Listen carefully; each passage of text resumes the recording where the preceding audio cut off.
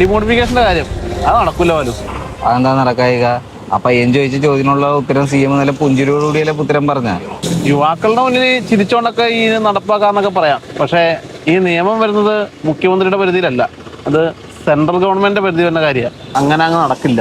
പറഞ്ഞതൊക്കെ നടത്താനല്ലേ നമ്മൾ വന്നിരിക്കുന്നത്, അല്ലേ?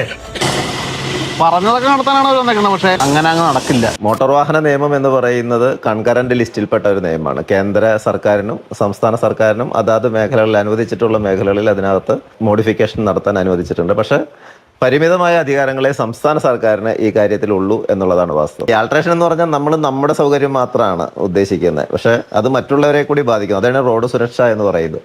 നമുക്കിപ്പോൾ ഒരു സൈലൻസർ മാറ്റി വയ്ക്കുന്നുണ്ട്, കുഴപ്പമില്ല. പക്ഷേ റോഡിൽ കൂടെ പോകുന്ന മറ്റുള്ളവരുടെ ചെവിക്ക് അത് അലോസരം ഉണ്ടാക്കുന്നു എന്നുള്ളതാണ് പ്രശ്നം. ഞാൻ 2 ഹെഡ്ലൈറ്റ് മാറ്റി വെച്ചാൽ എനിക്ക് കാണാം, പക്ഷേ മറ്റുള്ളവർക്ക് കാണാൻ പറ്റില്ല. അവിടെയാണ് ഒരു അതിർവരമ്പുകളുണ്ട്. മാത്രവുമല്ല നമ്മുടെ RC-യിൽ രജിസ്ട്രേഷൻ സർട്ടിഫിക്കറ്റിൽ കാണിച്ചിട്ടുള്ള കാര്യങ്ങൾ അതിൽ മാറ്റാൻ അനുവദനീയമല്ല. ഇനി മോഡിഫിക്കേഷൻ നടന്ന ശേഷം ഒരു വാഹനാപകടം ഉണ്ടായാൽ ഇൻഷുറൻസ് ക്ലെയിം നിഷേധിക്കാൻ പോലും മോഡിഫിക്കേഷൻ കാരണമാകുമെന്നാണ് വാഹന വിദഗ്ധർ പോലും വ്യക്തമാക്കുന്നത്. അപ്പോൾ ഇതെല്ലാം മറികടന്നുകൊണ്ട് മുഖ്യമന്ത്രി യുവാക്കളുടെ മുന്നിൽ മോഡിഫിക്കേഷൻ സാധ്യമാക്കുമെന്ന് പറയുമ്പോൾ അതിൻ്റെ നിയമസാധുത എത്രത്തോളം ഉണ്ട് എന്ന് നിയമം അറിയാവുന്ന മുഖ്യമന്ത്രി പോലും ചിന്തിക്കുന്നില്ലേ?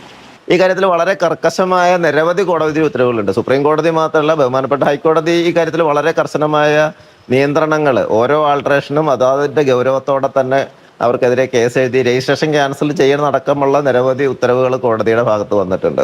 പക്ഷെ സാധാരണക്കാരന് വേറെ പ്രശ്നങ്ങളില്ലാത്ത, അല്ലെങ്കിൽ റോഡ് സുരക്ഷയ്ക്ക് വിഘാതമുണ്ടാക്കാത്ത ചെറിയ മാറ്റങ്ങളൊക്കെ അനുവദിക്കാവുന്നതാണ് എന്ന് തന്നെയാണ്. പക്ഷെ എനിക്ക് തോന്നുന്നു മുഖ്യമന്ത്രി അഗൈൻ അത് ജനറലായിട്ടല്ല പറഞ്ഞ റോഡ് സുരക്ഷയെ ബാധിക്കാത്ത തരത്തിൽ എന്നുള്ളൊരു വാക്ക് പുള്ളി സ്പെസിഫൈ ചെയ്തു എന്നാണ് ഞാൻ മനസ്സിലാക്കുന്നത്.